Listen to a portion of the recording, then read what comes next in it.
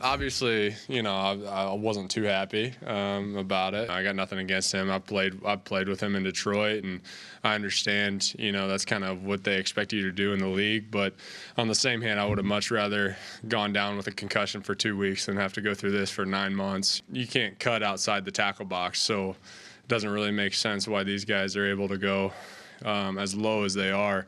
When you're 25 yards downfield, looking back at the quarterback, and you don't have any awareness.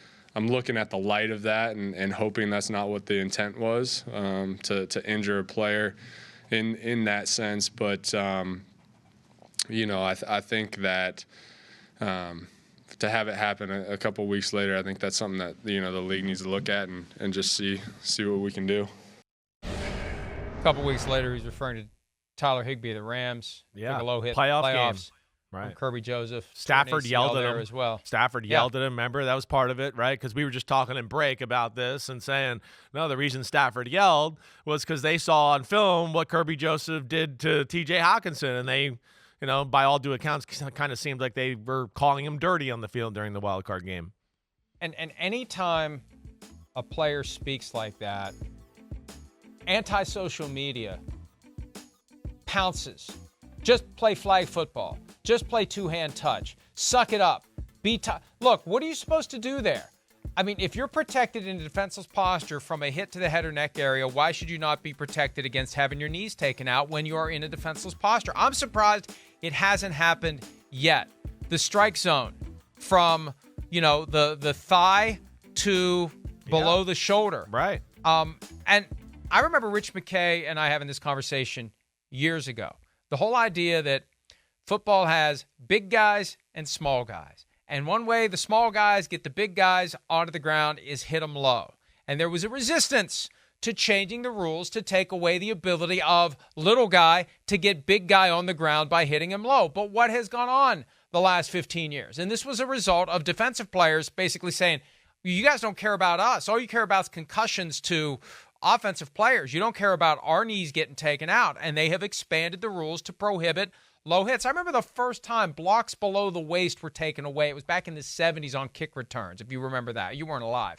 But that was and it's like, why is that? Again, they're trying to find ways to take massive potential for injury out of the game. And you can't tell me there isn't a massive potential for injury when you got a guy running down the seam, looking back to catch the ball, and he's got to worry about a missile coming in head first into his knees. So it's a simple fix. It will still be football, and it's the next step in an evolution that I thought would have happened by now. Yeah. That there'd be a strike zone on the defenseless receiver until he's able to become a runner, a ball carrier who can, in theory, avoid that low hit. Although sometimes you can't. At least you have a chance to try to avoid it. Yeah, it's the weird one with Hockenson because he did take 3 steps, right? Where we see a lot of guys usually be able to get their feet out of the ground in that type of scenario there. But, either way, I think his point is real. I think what you're saying is the right thing, too. I do. I mean, again, for all those people who are out there, whatever, the game's soft, I want to go first. I mean, you probably didn't play football, right? And you certainly haven't been on an NFL field to see how big and fast the game is and how small the field is. It'd be eye-popping to people if they saw it.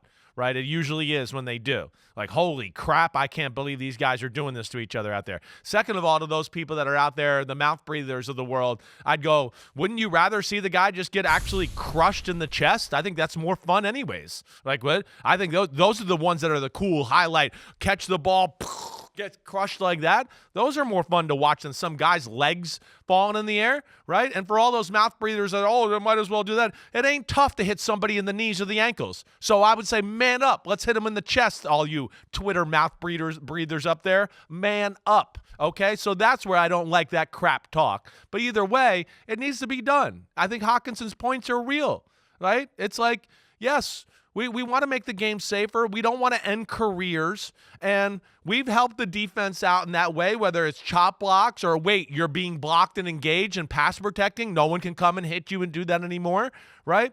And we've seen the players can adjust to the hitting, the strike zone, and all that. I hope they do make this change. As we've heard from years, right? Back to Larry Fitzgerald when this thing first came a problem. Yep. He was the first one that said it, right? I'll pay your fine. Hit me in the head. I'll take a concussion. I don't want an ACL to where I'm never the same the rest of my career with running and feeling explosive because I've had a knee that's severely damaged. Yeah, and that was exactly my next point. He's the first one who made that an obvious talking point. I'd rather take a concussion than have my knee torn up. But here's the thing. Parents were steering their kids away from football, not because of the possibility they were going to get a torn ACL when they were adults, but because of the possibility they were going to get a concussion when they were kids. So the NFL prioritized head safety, ignored ACL safety, and still to this day is allowing those hits on players in a defenseless posture after they've caught a pass. So that's something I'm surprised the NFL didn't deal with it, especially after we saw it happen twice near the end of the season. I'm surprised that didn't become something that made its way onto the agenda for the league meetings in March. Well, as protective as they are of defenseless receivers, you would think, wait, like the guy's defenseless and we're breaking his leg? That's just going to be like, well, that was a play of football. Like it doesn't even make sense. Like, flags aren't even thrown on that. I mean, especially the second one with Higbee. I mean, again, I know it's supposed to be head or nickel. I mean, but again, I mean, he ruined his career. I mean, he's not going to be able to play and be the same this year to start the year. Whether he'll be the same or totally explosive himself, we'll see. And that's where, same with what we talked about, with the hip drop tackle. We want to see it because we want players protected so they can maximize their careers and play the right way. And I think that's the most important thing. It is a grueling 9-month rehab where it is all you are doing to get that knee back to what it used to be. It is a full commitment. Sometimes it works. Sometimes it doesn't. Sometimes it takes more than a full football season to get you back to where you were, but it dramatically alters the trajectory of your career. Both Hockenson and Higbee dealing with that. Hi, it's Mike Florio. Thanks for watching PFT on YouTube. Hit subscribe for the latest news and analysis from Pro Football Talk.